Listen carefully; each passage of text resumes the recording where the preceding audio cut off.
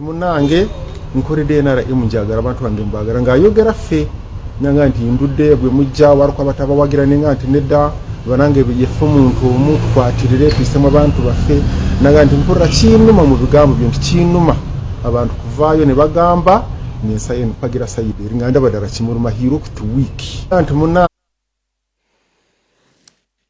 omuntu bwava mu bulamu obwensi eno mu ngeri gye tuyita ey'ekibwatukira buli muntu yenna naddala aba amulinaanye kyaba amanyi kyonna kyaba amujjukirako kyaba yasembyeko okumulabako oyinza obutamugaana kukyogera.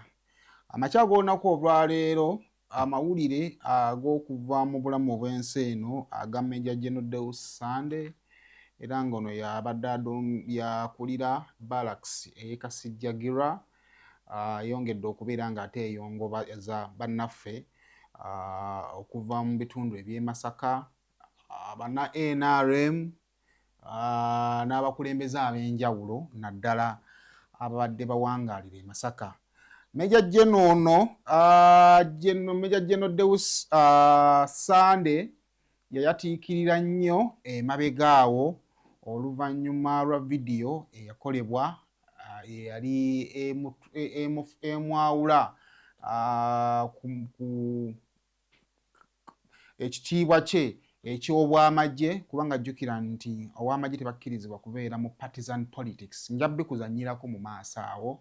So oyinza okugamba nti ng'ovudde ku experience ye ng'ow'amagye ayise mu ranks ez'enjawulo okujja mu maaso ga bannayuganda okumutegeera nti nno oyo ye Brigadier General Sande ebiseera ebyo ayinza okuba nga yajja ku lwabubi. Naye abantu ab'enjawulo ababadde bayinteractinzeeko naye ababadde bamumanyi bamwogeddeko ng'omusajja omulungi, omusajja omukkakkamu era abadde akwata ensonga ze empola. Ensonga entuufu eyinza okuba nga emuviiriddeko okulemererwa okussa paka na kati nga tulinze ebigenda okuva mu alipoota ey'abasawo toyinza kufuna nkomekkerero kwekyo ekituufu ekisobola okuba nga kyamuviiriddeko okuva mu bulamu obwensi eno. Wabula abadde beetoolodde obulamu bwe mikwano gye gibadde gyogerezeganyako naye gigamba nti mu kaseera kano akasembyeyo Major Deus okusunga tannava mu bulamu obwensi eno abadde alabika ng'ali stressed, abadde alabika ng'alina ekimutawaanya ate nga kyamaanyi nga kiyinza okuba kibadde kisukka ku busobozi bwe ng'omuntu nga kirabika kibadde kizingiramu ne bakama be.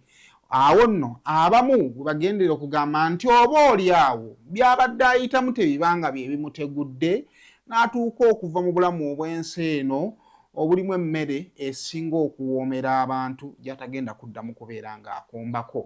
Awo nno we tugenda okuba nga tutunuulira biki ebibaddewo Major General Deus Sande nga tannava mu bulamu obwensi eno. Bisobola okuba nga birimu akakwate ku kinsonga eyinza okuba nga yamugye mu bulamu obwensi eno.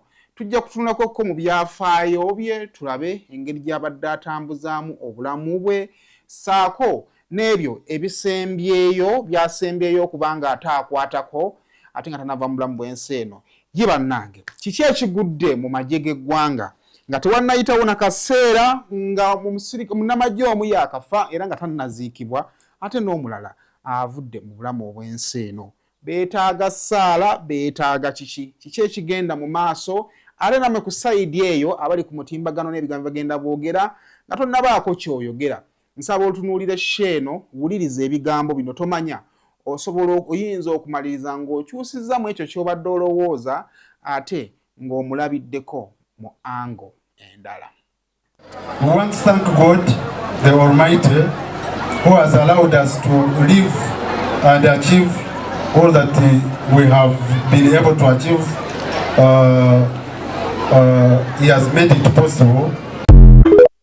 So, oyo ye Major General Deus Sande avudde mu bulamu obwensi eno n'ebintu ebyenjawulo ebitandise okuba nga ate birabikira oluvannyuma lw'okuva mu bulamu obwensi eno era ng'ebimu byekuusa ku bannakibiina kya NRM abava mu bitundu eby'e Masaka abayinlabika nga abadde bamulumiriza nti engeri gy'abadde akolamu emirimu gye ennaku zino abadde yeekubira nnyo ku ludda oluvuganya gavumenti era bw'etyo Masaka singa teyali mulamuzi asiimwe emabegakaawo eyakwata ekifo ky'omubaka omukyalo owa Masaka City n'asala omusango nti Justin Namero olw'okubala obululu yali atwala ekifo ekyo Masaka City yali tefunyeeyo wadde n'omuntu okuva mu kibiina kya NRM okuba ng'akiikirira mu lukiiko olukulu olwa Parliament naye ng'eyo ensonga eva ku ki tiwaleka wandibanga aliwo bannakibiina abatali basanyufu n'engeri gy'abadde akolamu emirimu okugezaako olumu okubalansinga ng'oba oliawo balowooza nti engeri gye bannakibiina kya NRM abadde alina okubayiirawo omubiri era we wali we tutandikidde bwe badde ayogerako ne flag bearer w'ekibiina kya NRM mu bitundu eby'ekimanya Kabonera n'amugamba nti mpulira omutima mumenyefu mpulira nga nkoleredde nnyo ekibiina kya NRM nentuuka n'okufulumya statements abannayuganda abamu ze balowooza nti zaali tezigwanidde naye ate nga waliwo ebibinja by'abantu abasobola n'okugenda ne bandoopa nga bagamba nti nandibanga nekubana n'aba NRM okusobola okuba nga ate n'aba NUP okusobola okuba nga ate ntwala obuwanguzi bwabwe awo nno bwe tugenda okuba nga tutambulira n'ensonga endala nnyingi nnyo bannakibiina kya NRM ki abo abayinza okuba nga babadde bagugulana n'omukulu ono General Sunday ba NUP kika kyabo abagambibwa okubanga bagugulana n'omukulu Sunday era nsonga ki eyinza okuba nga yeyamuviiriddeko okuva mu bulamu obw'ensi eno tuyinza obutagituukako naye bibaddewo mulabumwe nga tannava mu bulamu bw'ensi eno byo tujja sobola obituukako.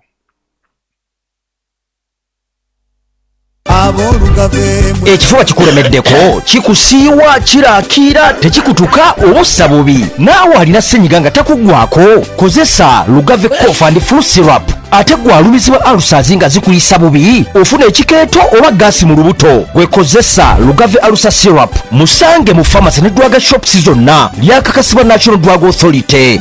Kino ekifo kisaba okulola ebintu ebirungi n'ebitone omwana wo by'alina ng'omuzadde yenna yagaliza omwana we ebiseera ebirungi eby'omu maaso tukwaniriza ku Trinity Love School. Wano ku Trinity Love School tukkiriza nti buli mwana alina ebitone n'amagezi ebirinza okusabuukululwa. Trinity Love School somero ly'abawala n'abalenzi okuva ku nursery paka ku P7 era nga liyina ebisulo awamu n'abo abava ewaka. Ebisulo by'abaana biyonjo bigazi bulungi okugattako endya ennungi eddwaliro eririmu abasawo abatendeke wamma ddala ebyobulamu bw'omwana wo ne biba nga bigonjoddwa. Tulina emmotoka ezisaabaza abaana abava ewaka, tulina abasomesa abatendeke mu bungi ddala, tulina ebyemizannyo ebyakatemba okuwuga n'ebirala bingi. Leeta omwana wo ku Trinity Love School tusange Nyanama awamu ne Bunamwaya Ngobe. Trinity Love School, together we shine.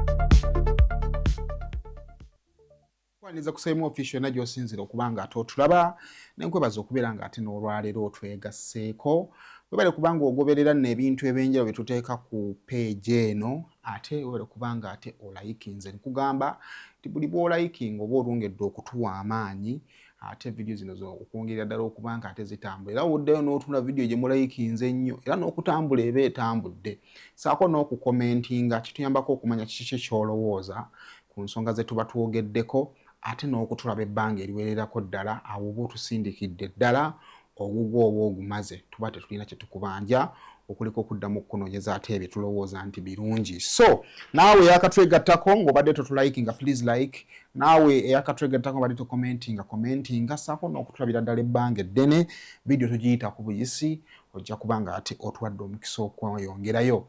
Munzikirize mbategezeyo kuba naffe aba Airtel Uganda abakutegeeza nti n'oba osasula school fees kozesa enkola ya Airtel Money. Tulina ssente nno ez'okuwangula okuba bannayuganda, tulina obukadde 12 buli wiiki abantu 100 betugenda okubanga tuwa ssente ate nga bagenda bafuna emitwalo 33 kyangu nnyo tolina ssente z'oteekamu obula gwe oba osasula school fees kozesa enkola ya Airtel Money ng'osasula school fees gw'olatte buli bw'osasula school fees kitegeeza ogenda mu draw gy'okoma okusasula school fees oyingira draw kitegeeza alina abaana 5 osasulira abaana 5 okozesa enkola ya mobile money ya Airtel Money kitegeeza ogenda kuba mu draw oyingiddemu emirundi 5 ne wobanga wasasula emitwalo 10 n'ofuna emitwalo emirala 10 buli mulundi gw'osasula oba oyingira mu draw kakati ekyo kiga kyongera emikisa gyo egy'okuwangula ssente oba school fees emitwalo 33 tugenda gabo bukadde 12 kakati gwayagala osasula school fees z'omwana tokozesa nkola ndala yonna kozesa enkola ya Airtel Money ebintu byongera kubanga bitambulira ddala bulungi.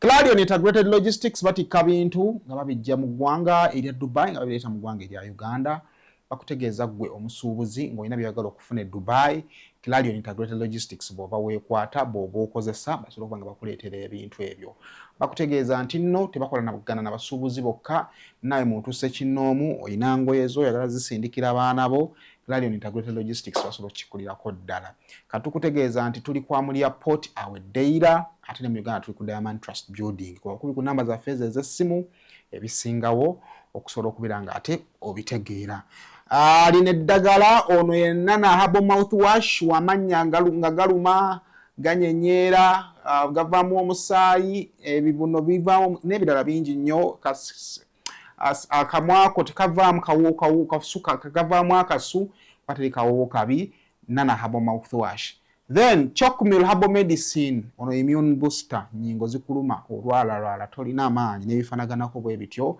ajja kubanga akuyamba kakati genda mu drug shops genda mu supermarkets genda mu pharmacies ojja kuba omusangayo ate aliwe ruwegwa agenda mu outlets atukira ebintu okuva mu Uganda ojja musangayo bakuba mu Uganda omuntu yenna ajja bagambe nti ndetera ku Chocmil immune booster oba ndetera nana Herbal Mouthwash owamannyo ebintu byongera okubanga tebitambulira ddala bulungi amawulire si malungi okuvaako mu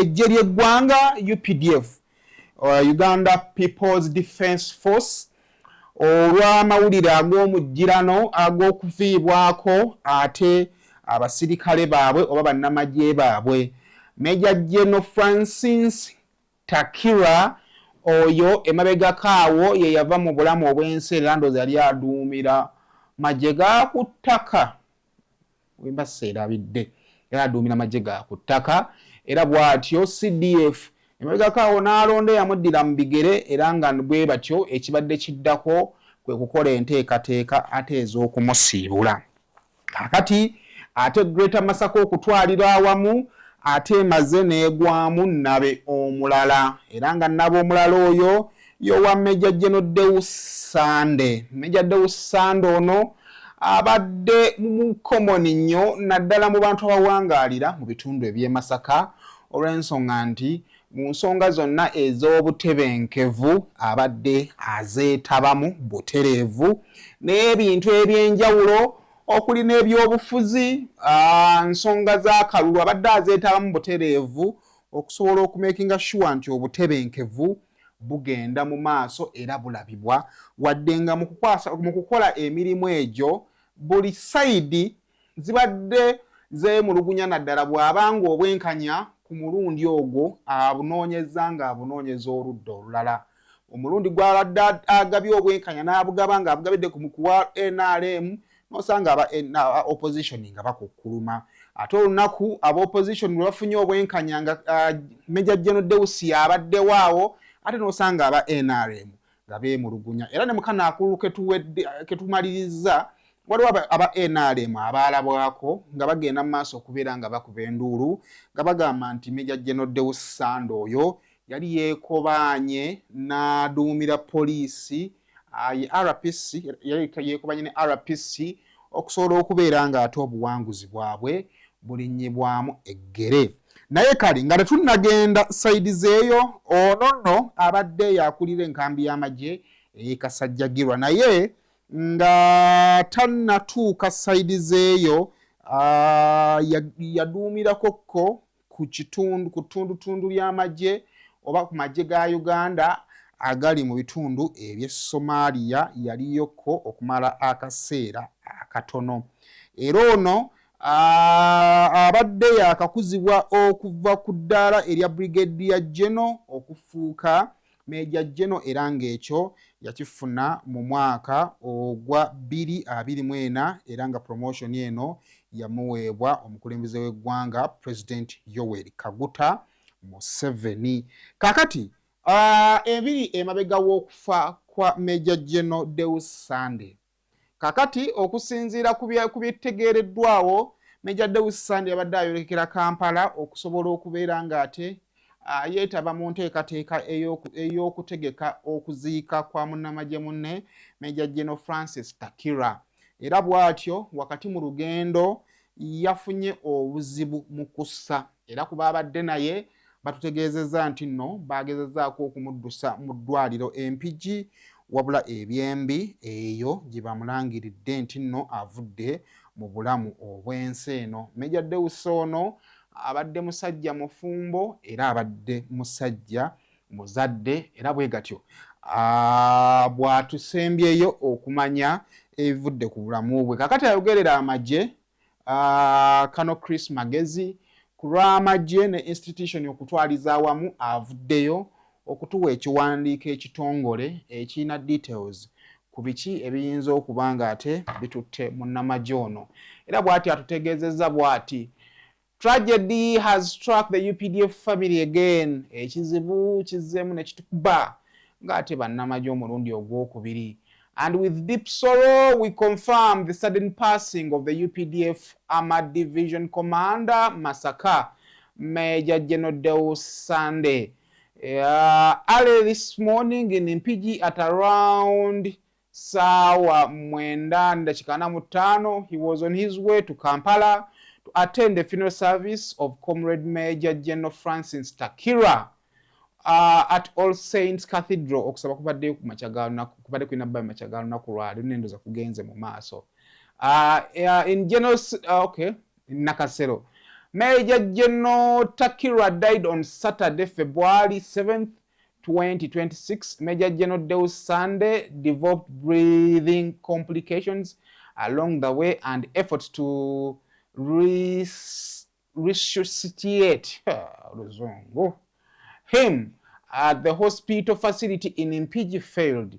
The exact cause of the death will be ascertained later.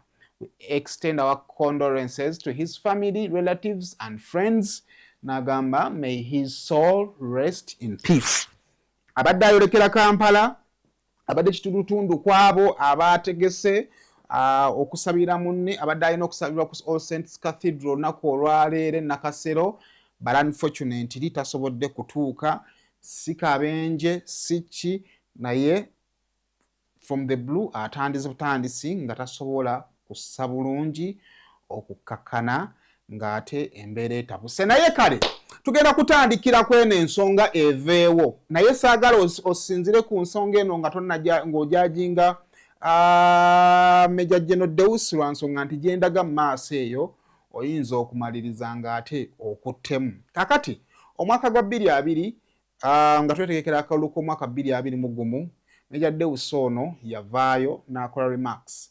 Remarks ezo eyinza okugamba nti ze zaamuleeta ku scene ey'ebyobufuzi mu ggwanga lino erya Uganda. Jjukira bannamagye bo tebakkirizibwa kwetaba mu partisan politics oba ebyobufuzi ebyawulayawula mu bantu. Era ojjukira nti ne bwe tupadde mu kalulu kano olwo bannamagye abaawummuzibwa olwakukola comments ezo oyinza okugamba nti no zaawulayawula ate mu bantu. Amagye tegalina kuba non-partisan. Naye ku mulundi ogwo yavayo n'agamba nti bo ng'amagye tebaali beetegefu kukwata buyinza kubukwasa bantu abatalina kirowoozo nga bo kyekimu kye balina. Ensonga ezo bannaffe abamagye baavaayo ne babidisowninga ne bagamba yabyogedde nga ye naye tebiri ku kakwate ku bo nga bannamagye. Njagala kutukomyawo vidiyo eno bwe tuba tusooka okutandikira ng'ate tunagenda mu kusima biki ebiyinza okuba nga byatuusiza Major Deus ate ku mugogwe actually mu kufa n'ava mu bulamu obw'ensi eno. akulira enkambi y'amagye Masaka Brigadier Deus Sande ayogeddeko ati ng'omusezi agula essowaani ng'amagye bwe gatasobola kuwaayo buyinza eri bannabyabufuzi abatalina ndowooza ntuufu eri eggwanga. As long as we are still existing, we are not there to give up.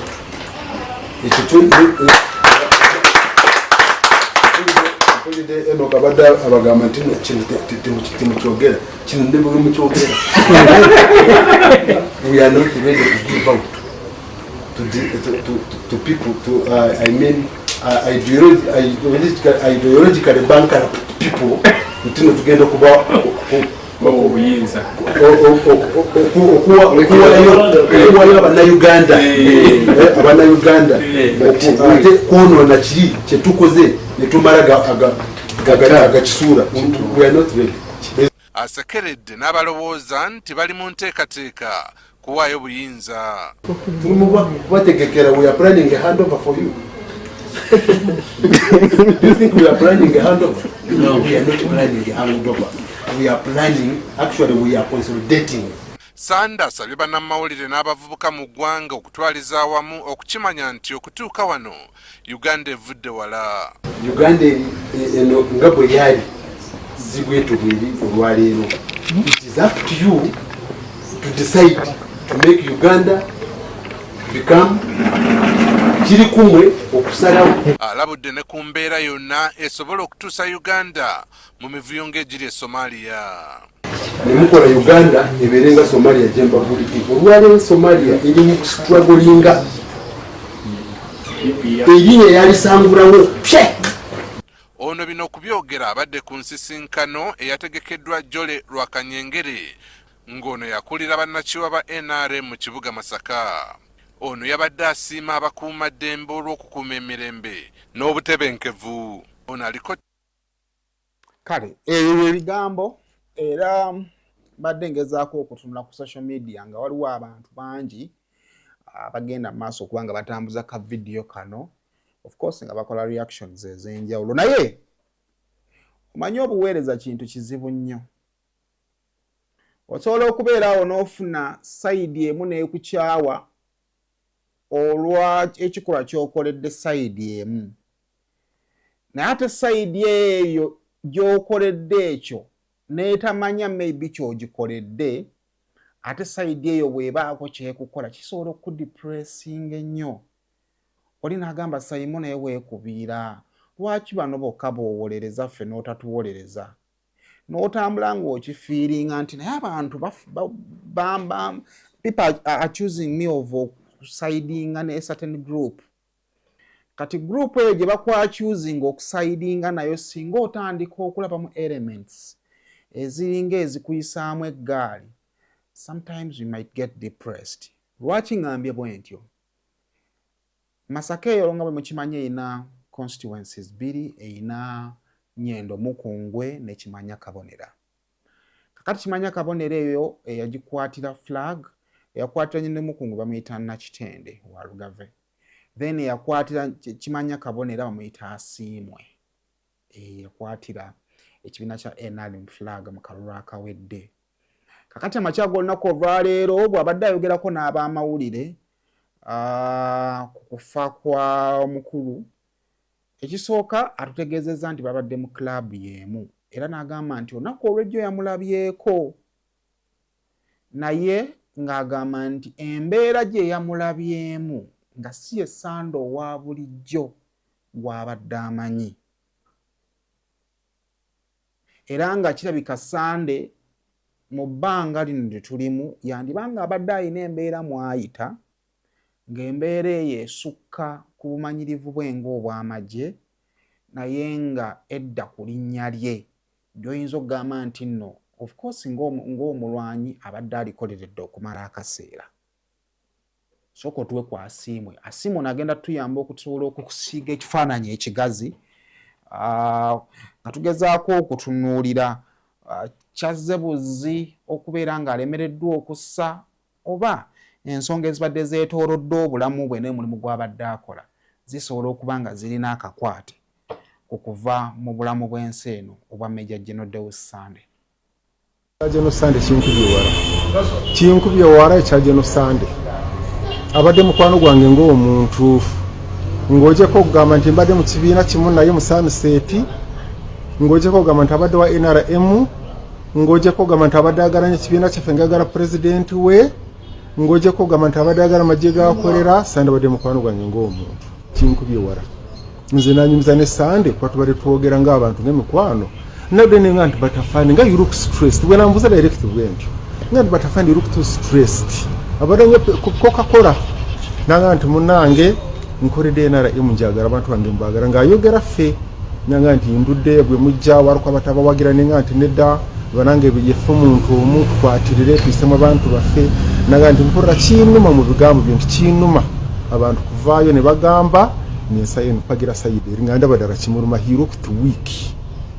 So naisa kawongezi nganda omuntu kabazo kora service wali nentegera nti abadde agenda kwa Sword Bearer agenda kuzika Jeno munne kugenda kutuka saa 8 nga bankubira kusanda foda field beach kinkubye waranyo nsasira nyo mikwano je nganze bwembadde nensasira family yo ko mukyara we tubadde mu kibira kimune Sunset nensasira family nensasira bana masaka bana NRM abatufu abamanyi sani babadatu nensasira nejiga UPDF byabadakorera Katonda muwomuze mirembe.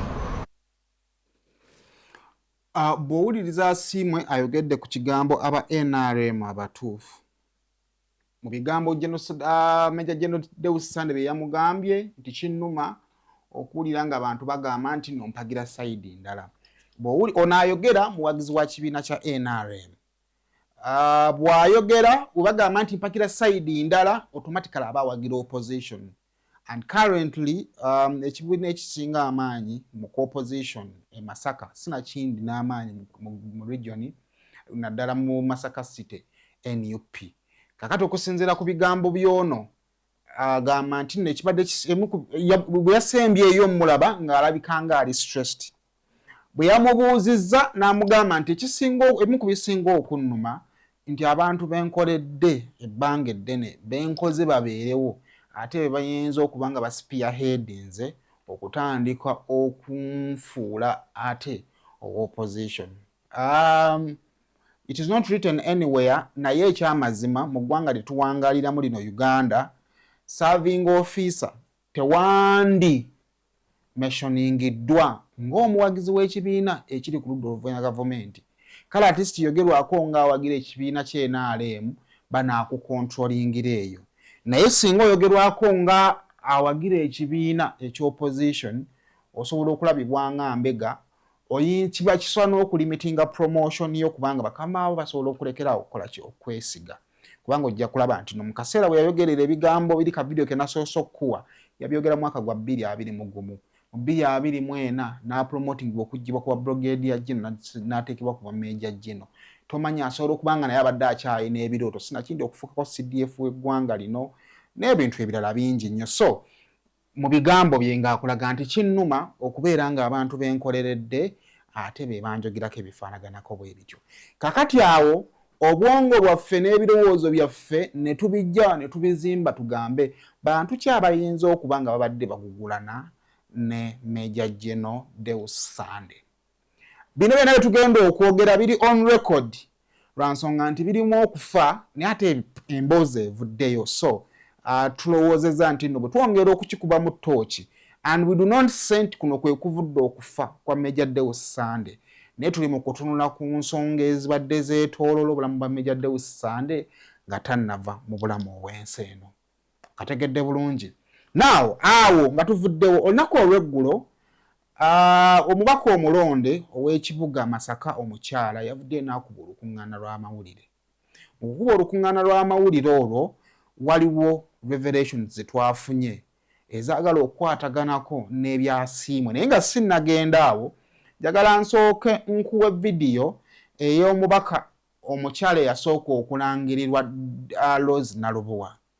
Nalubowa mu bigambo bye ng'ayogera ku byaliwo ayogera ku bakulu abamu naddala abaali bakulira security mu Masaka oba bakulira security mu Masaka abagambibwa mbu Nalubowa be yeekobaana nabo okusobola okumubbira obuwanguzi era ng'ebyo bigambo byayogerwanga munne gwe baali ennyo ku mbiranye Justin Nammeere. Naye mu bakulu abo mulimu RPC n'omukulu ono kati omugenzi Major General Deus Sande, era nga Nalubowa agamba nti nno omulundi gwe yasooka okusisinkana ku mugenzi yamusanga ku Tale Center n'amubuuzaako, wabula Nalubowa nga alumiriza agamba nti lwe nabuuza ku mukulu ono kyafuuka ekivume ekibadde kikozesebwa okugamba nti nno nze neekobaana n'ono okusobola okuba nga ate banzibira obuwanguzi. Era Nalubowa mu vidiyo eyo atulaga abantu ab'enjawulo abaali bagobeddwa kubanga Nammeere yali alowooza nti abantu abo baalina omukono mu kuwangula kw'omukulu ono. Sooka otuwe ku vidiyo eyo. Singa omanyi essaala bannamasaka ze basaba, simanyi Nammeere gye zigenda muleka. What kind of person oyo omukyala ogenda kubeera atya? Mu kaasezi ezeetoolodde abantu abamu abagobesezza ku mirimu gyabwe, awaayira nga bw'ayagala, alimba nga bw'ayagala, as long as she gets what she wants. Ye tafaayo, ani gw'alesse? Omwami oyo gwe nkugambye Nadduli nze sibadde na ssimu ye. Some people beekulubeeseza ne ku bantu abo Electoral Commission. I didn't do that. Era omwami bambi innocently saayogerako naye. Naye omukyala yawaayiriza omwami ne bamugoba. RPC, nze RPC yabadde Masaka simumanyi na bwafaanana. Saamutegeddeko n'akamu. Oba yabadde mupya nga yaakajja, nze ate nalabye omwami gwe nadde bulijjo mpita RPC ne banga nti oyo DPC. Naye RPC yamuwaayira nti yeyanzibira akalulu. Omwami akulira enkambi y'amagye. Very respectable man, General Sande, so gentle. Omwami yajja n'atuula mu Tale Center that night. Quietly, he didn't talk to anybody. Neze bwe nali nfuluma ebwebba ne mubuuza. Era mu joking ne mugamba afande naye baba akalulu kange mwandikalese kubanga gwe okimanyi nina gye nkuloopa nga joking nga mugamba nti singa obba akalulu kange nja kutwala ewa bishop nkole ki kakati omukyalo ono ndooza bwe yalaba njogera naye there and then n'atandika okukola allegations era yanvumanga nnyo mu Tale Center. Nangamba oyo Sande akuwadde byoya byanswa. Oyo Sande can you imagine? Oyo Sande akuwadde byoya byaki? Byanswa. Sande ampadde byo kati after some time ngendo kiwulira nti yagende wa president n'amugamba nti General Sande yanzibira akalulu. N'amugoba. Nire n'akyogera n'ekumuzinda naga nti ba mafias lowooza kati owulira. Mu vidiyo ya simu egyensoose okuzannyira agamba bwe yasembyeyo okuzisinkana Major Deus ng'amugamba nti ekinnuma nti nkoleredde NRM naddala mu kibuga Masaka n'ekinnuma abantu okutandika okunnumiriza nti nno ndi omu ate kubagira oluvuganya gavumenti. Nalubowa agamba nti bwe bamala okumulangirira munne gwe baali ku mbiranye yasigala amulumiriza nti obuwanguzi obakuwadde buwe naye nga kubaamuwa obuwanguzi ate alumiriza Sande omugenzi kati gwe twogerako ti amuwadde obuwanguzi bwe. Simanyi if it doesn't connect, of course yensonga kinabagambe tulina comment section. Lole simanyi gwoba olaba linki yonna asiimu akugamba nti omusajja namusanze mwennyamivu namusanze munakuwavu ng'agamba nti embeera nga bw'eri mu Masaka si bwe nandyagadde okubeera ono. Ebintu bino nga bwe bigenda building up kati this interview was recorded before ng'omukulu akyali mulamu. Reaction ya Nammeere was recorded before. Interview empya recordingiddwa olunaku olwaleero ye yasiimwe yekka. Now watching this video eno mbadde njagala kukuzimbira foundation ey'ebigambo asiimwe byabadde ayogerako. Ti ebigambo ebyo biviira ddala mu kalulu ke twakamala okufundikira ak'omwaka 2026 bwe twamalirizanga almost Masaka yonna NUP yali egyeze okuleka omubaka omu eyabagibwako n'agenda mu kibiina kya NRM. Naye ng'omubaka oyo okusinziira ku Nalubowa yalumiriza Nalubowa ng'amugamba nti obuwanguzi obwo bannamasaka tebaakulonze wabula Deus ye yabukoze eki ye yabukuwadde. Kaakati bino byonna bibaddengawo Nalubowa abaddenga ayogera naye nga Nammeere tayogera. Kaakati olunaku olw'ejjo mu press conference ya Nammeere gye yakoze akawungeezi ak'olunaku olw'eggulo Sande gira lwe yasimbudde okuva e Masaka okujja e Kampala okugenda okusobola okwetaba mu kuziika kwa munnamagye munne. Mwabaddemu ebintu bingi nnyo. Naye ku bimu ebyabadde mu press conference muno mwabaddemu n'okuddamu ebigambo bya Nalubowa byabadde ng'ayogera. N'abo baabadde akoonangako, baabadde alumba Nammeere yamulumbye. Abo baabadde awolereza Nammeere yagezezzaako omudisprovinga. Mu bwe yagezezzaako okuddamu, Nammeere yayogedde ku returning officer eyagobwa era ng'akakasa nti yagobwa olw'okuba nti waaliwo emivuyo. Yayogedde ku RPC eyagobwa. Nammeere n'akakasa nti RPC abadde wa mivuyo ne gye bamugye Bukedeya alina emivuyo gye yeetabangamu. Okwo kwe yagasse ne Major Deus Sande gw'agamba nti nno naye yali kitundutundu mu kukyankalanya akalulu ke ku Ttale Center ssaako ne Kasajjagirwa. Wabula mu mboozi wadde nga mulimu abasajja basatu. Mulimu abasajja basatu abaatulwa. Wabula ate Nammeere mu bigambo bye abaako omu ku basajja gwe sijja kugamba nti ono oba ono gw'agamba nti ate boyfriend wa Nalubowa. Oba okategeera akantu ako? So mpa emboozi eyo buli kyenjogeramu ekiri mu mboozi. Kyewuunyisa nnyo bannamasaka owa Nuupu okuvaayo ate ye n'afuuka omwogezi wa RPC gwe baagoba n'omwogezi wa Sande omu ku basirikale awo e Kasijjagirwa ye n'afuuka omwogezi we akulira Kasijjagirwa awo. Nalubowa yafuuse omwogezi waabwe eri bakama baabwe bali mu inquiries bali mu kubanoonyerezaako. Kati ono ye yafuuse omwogezi waabwe yagenda aboogerako buli wamu ng'abeeyambisa mu kulwana n'ONRM ng'ate yeeyambisa abasirikale abakolera gavumenti y'NRM ekyakikola era n'akikozesa maanyi kubanga bwe baali mu kkobaane. E Kasijjagirwa mwayonoona bokisi 3 baawo yanyonoonera bokisi 3 Nalubowa Saidi Dishiwa bokisi 3 kubanga mwali mukimanyi nti wamu naalekamu obululu bwa Nammeere bwokka tebajja kuzibala. Sincerely speaking mukuteeko mu mitima gyammwe lwaki muli ba layisi nnyo? President Museveni mumumenya. Singa yali wa layisi teyali tutte buyinza kubanga yaliko minisita mu gavumenti ezaayita yakoleko mu office of the president. Singa yatunulira byakumpi singa si yakulembera eggwanga. Basajja mmwe mususse okweswaza. Tetulina kye tugenda bakolera okuggyako bawemukira. Ekyo kyo twakikanya twakisayininga nimbye mikwano. Tugenda bawemukira omu ku omu kakota. Tugenda kutereza Masaka yaffe mwagifuula dumping site. Nawandiikira returning officer ng'amaze okunziba akalulu ne muwa reason ne mugamba wabba akalulu kange. Ebbaluwa eyo ndowooza waliwo singa oyinza ogindeetera mu mmotoka. Okay, it's on court record, it's now a court document. Naye nga weeri nagiwandiikira omusajja oyo Nadduli Musisi.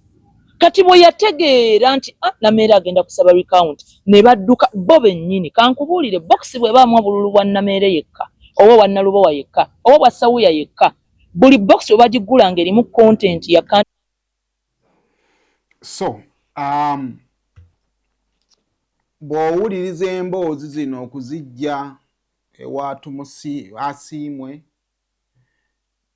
atunyumiza ebigambo byasembeeyo okwogerezeganya ne Major Deus n'ojja ewa Nalubowa byanyumya ku ebyo ebyaliwo ku Ttale Center ne munne gwe baali baligumbiranye be yali alumiriza okubanga bebeekobanya okubba obuwanguzi bwe.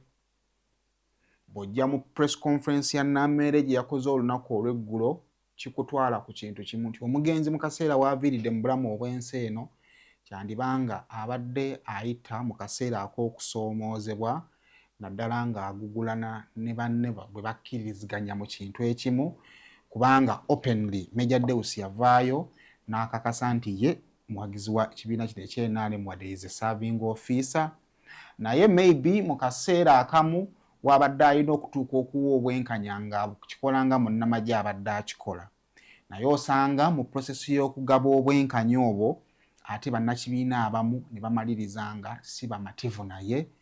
Kakati eyo mbeera yeebaddewo era tugisimye okujja ku bigambo bya Siime wabula okusinziira ku communication etuweereddwa omwogezi w'amagye atutegeezezza nti nno okunoonyereza kujja kukolebwako okwongera okukizuula kiki ekiyinza okuba nga kyaviiriddeko omugenzi okubeera ng'ava mu bulamu obw'ensi eno. So ebyo biri side zaawo. Kale Namere yakoze press conference yabadde mpanvu. Kano kayingidde mu buyingizi because Major Deus afudde, but naye ekigero kyaffe twali twagala nabbawa Namere oyo ng'ayisa mu Nalbo w'eggaali. Naye ndowooza n'ebya Nalbo nga Namere ayisa mu Nalbo w'eggaali katubibayo lumu ate nabyo biveewo. Eno ya recount esoose mu ggwanga lyonna nga ya woman MP. Teriiko president. Ekyokubiri tewaliiwo gye baali bagenze kubala kalulu ne basanga nga box emu yokka yetaliiko sirwe. Wasinga basanga nnyingi 7, 10.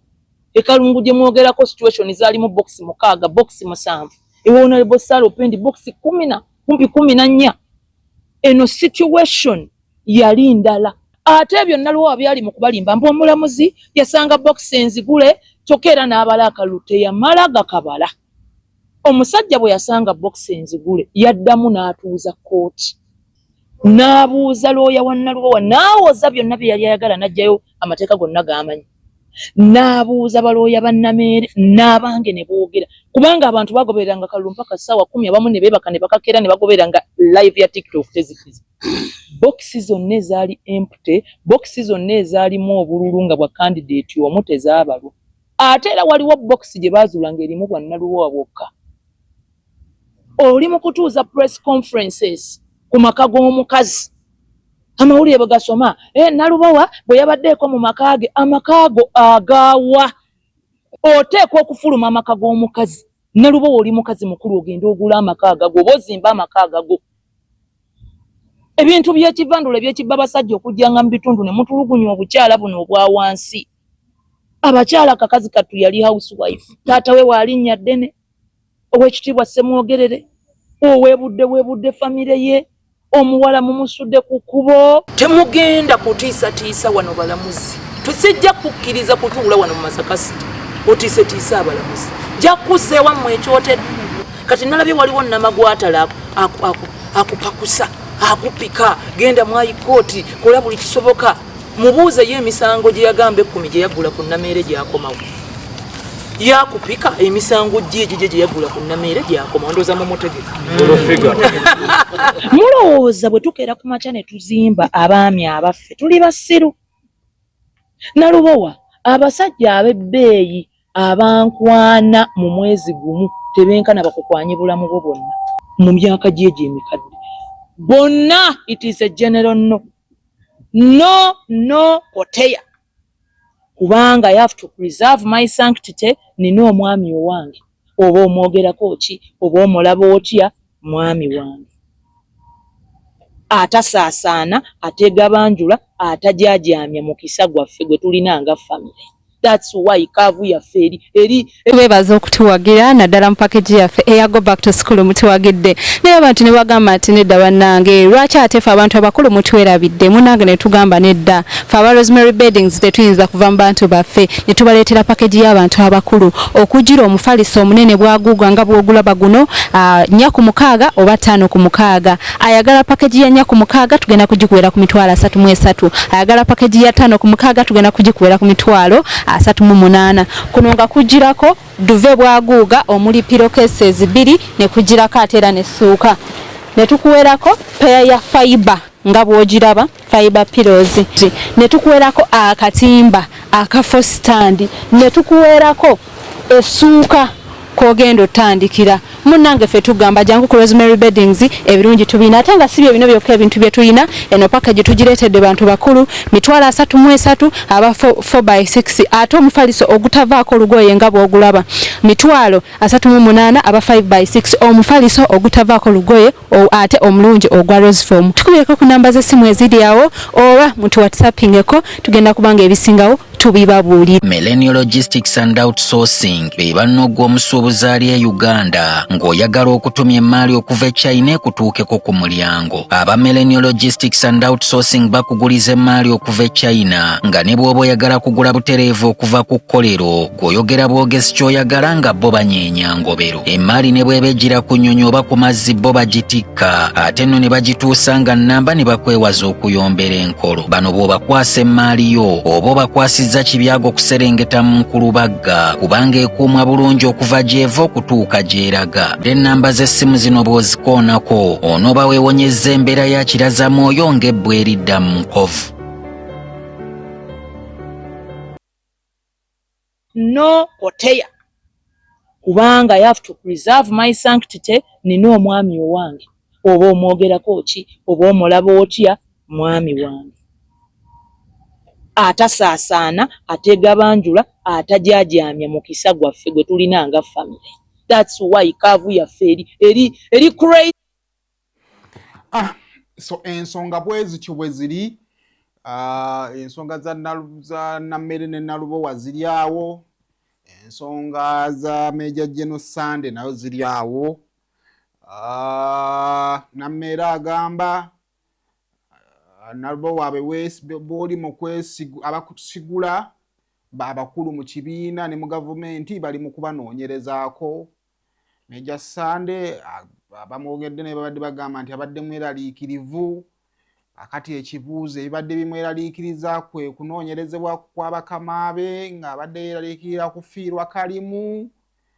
Biki ebiyinza oba nga badde bimusitressinga, ebyo byonna osobola kubireka ate awo ne weeyongerayo. Kale olunaku olwaleero eggulo ng'ennaku z'omwezi 10 bwe nazze ng'embabulira ennaku ez'enjawulo mu bulamu bwa Kyagulanyi neerabiddeyo olunaku lumu. Ennaku z'omwezi 10 lwe lunaku taata Albert Kyagulanyi Ssentamu yava mu bulamu obw'ensi eno. Era baateranga ndowooza okugenda ne bakommemoratinga okujjukira olunaku taata lwe yava mu bulamu obw'ensi eno. Ne bateekawo n'essaala n'ebifaanaganako bwe bityo. Waliwo ka video Kyagulanyi mwaka wa 2021 bwe yakulemberamu ababaka ebiseera nga anoonya okaluku bwa pulezidenti n'abatwala ku malaalo ga kitaawe. Tusooka tutandikira awo. Ono taata nga taseka. The original Badman. Badman mulaba photocopy. This is original Badman. Jackson Wellington Ssentamu. Bayitanga Bulaya Ranchers. Twainanga aka Kyagulanyi Ssentamu aka Bobby Wine. JW Ssentamu aka Bulaya Ranchers. Kati buli omu abeera ne aka ki? Aka. Bulaya taata ye muntu eyasooka mu Munagombe yasooka ogenda e Bulaya. Era bwe yakomawo ne bamutuuma Muva Bulaya. N'agamba temumpita Muva Bulaya. Sabude Bulaya wabula Bulaya nagijeyo nenjireeta wano kati nze Bulaya. Era taata ye Bulaya. Ffe tumanyi nti Bulaya eri wano buli kye twagala e Bulaya bakijayo dda ne. So kakati ondowooza olwabino ebigenda mu maaso simanyi. Ekyo sijja kisimbako mannyo naye ndowooza olw'embeera ndowooza eriwo bino na bino kati babatuuze ab'Eggomba kye baasazeewo nti olunaku luno ffe tetujja ddukkiriza luyitewo lugende bugenzi. Olunaku olw'ejjo baagenze ate ku malaalo ga taata wa Kyagulanyi bo lunaku ne balwekulizaawo. Kombeka video yako.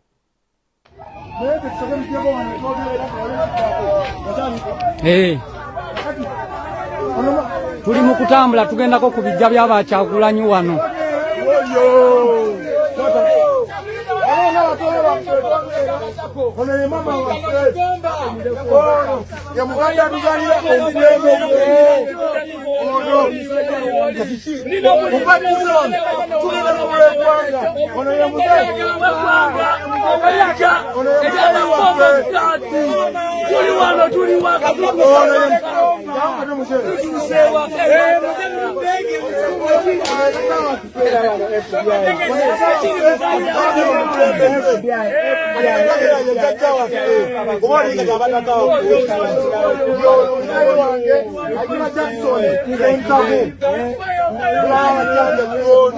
kakati tuvaawo mwena banyonyola bisaka omukulembeze ono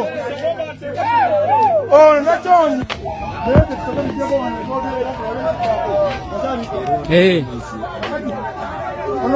tuli mu kutambula tugendako ku bijja by'abakyagulanyi wano.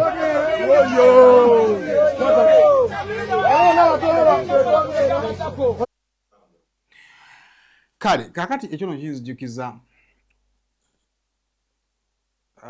yes yali Dr. Chris Baryomunsi yagamba nti ensonga lwaki amagye gakyali ewa Kyagulanyi lwa nsonga tebaagala bantu bafuule makage a public nuisance. Okay, kiyinza oba public nuisance kinene naye kati mu kaseera nga kano ke tulimu amagye ne gamala gava ku nnyumba ya Kyagulanyi awo ne gatambula ne gagenda oyinza okundabira mujjukira ekyali ewa Kyagulanyi mu kaseera bwe bamukubira kanista nga buli lunaku wabaawo ekibinja aba NUP Embalala ne bajja aba NUP Kasanda nga buli mukulembeze afuba okulaba ng'ensi emulaba nti munnange nze nagenza okubeererawo omukulembeze okategedde akantu ako era teweewuunya mu maaso awo singa amagye gakisuula nti nno n'entaana mutandise okugendayo temwewuunya nga bataddewo road block okusobola okupreventinga kiri ekiri emagere. Kale ebyo biri awo kakati nga tumaliriza ey'olunaku olwaleero akalulu k'omwaka 2026 kaggwa era ng'essaawa zino ebitongole ebyenjawulo byagenda mu maaso kubanga bigoberera akalulu kano biri mu kugaba kitwandiise reports of what exactly happened baalaba ki byali bitya. Kakati ekitongole ekyabalo ekya Uganda Law Society nakyo kyavudde ne kikola ripooti yaakyo gye kyatumye 2026 polls report 2026 elections poll report abanafu aba Uganda Law Society gye bafulumiza. Kakati bano bagoberera byonna ebyali mu kalulu ku lunaku lw'okulonda ennaku ezaakulembera okulonda n'embeera mwe tuli kati. Era bano ne bagamba nti akalulu kano kajjula emivuyo egitalabwangako. Ne bagamba nti akalulu kano kajjula ate amagye okubeera nga gayingirira abalonzi. Era ne bagamba nti akalulu kano kajjula okwonoona ssente ez'omuwi w'omusolo. Era bagamba nti nno oluvannyuma lw'ebyo ebyalabwako bagamba nti nno omulamuzi Simon Byabakama ekisooka yeetaaga mu kaseera kano nga talina gwe yeebuuzizzaako okuvaayo alekulire. Bw'amala okulekulira baagala omulamuzi Simon Byabakama atandike okunoonyerezebwako ate tebaagala anoonyerezebweko ng'ali waka baagala anoonyerezebweko ng'ali mu kkomera. Kaakati balina ensonga zaabwe ze baatunuddemu. Bano bagamba nti nno akalulu akategekerwa Byabakama omutindo oba standard y'akalulu mu Uganda eyongedde okusereba ate ng'akalulu tekagoberera constitution y'eggwanga. Bano bavunaana Byabakama nga beesigamya ku buuma obukakasa abalonzi. Bagamba nti nno eggwanga erya Uganda lyafulumya biliyooni 15 okusobola okuba nga ate bagula BVVK machine biometric verification machine ezo. Wabula tugenda okutuuka ku lunaku olw'okulonda nga ku polling stations 5,700 oyinza okugamba ne polling station 1,000 ezaasobola okukozesa obuuma buno ziyinza okuba nga tezaawera olw'ensonga paka nakati ezitannagenda mu maaso okubeera nga tezimanyika.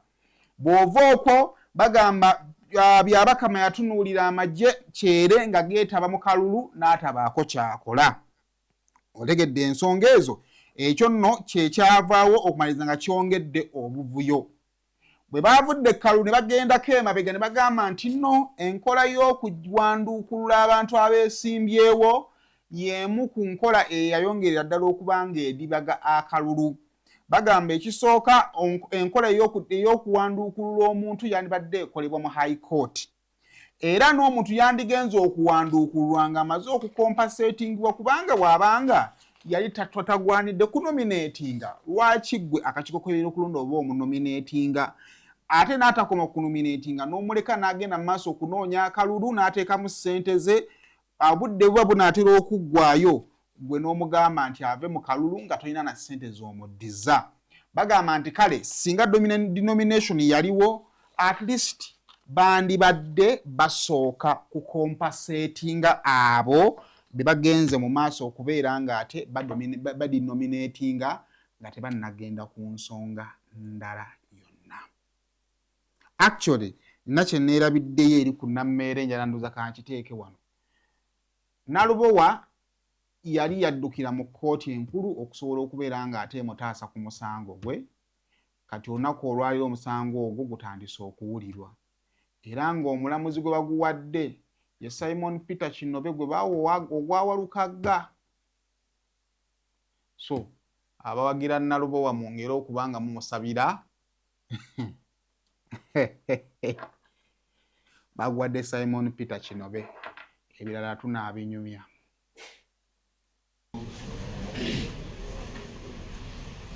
Proceed oral.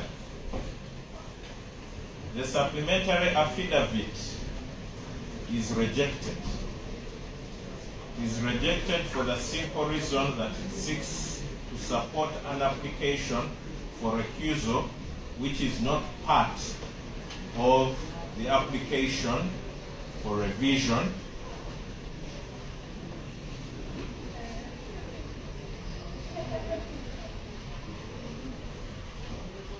and is outside the known procedure for recusal and the purpose of supplementary affidavits. 3. The applicant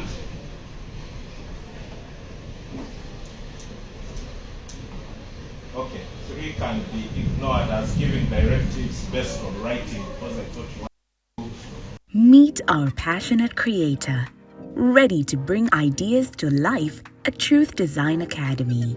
From mastering graphic design to creating stunning visuals, this is where creativity begins. But design is just the start. Lights, camera, action. Exploring the world of filmmaking is just as exciting. With hands-on experience, every challenge turns into a learning opportunity and success is just a step away. At Truth Design Academy, we offer courses in graphic design, film production, digital marketing, website design, 3D animation, and photography, including drone technology. Your creative journey starts here. Enroll today and turn your passion into a profession.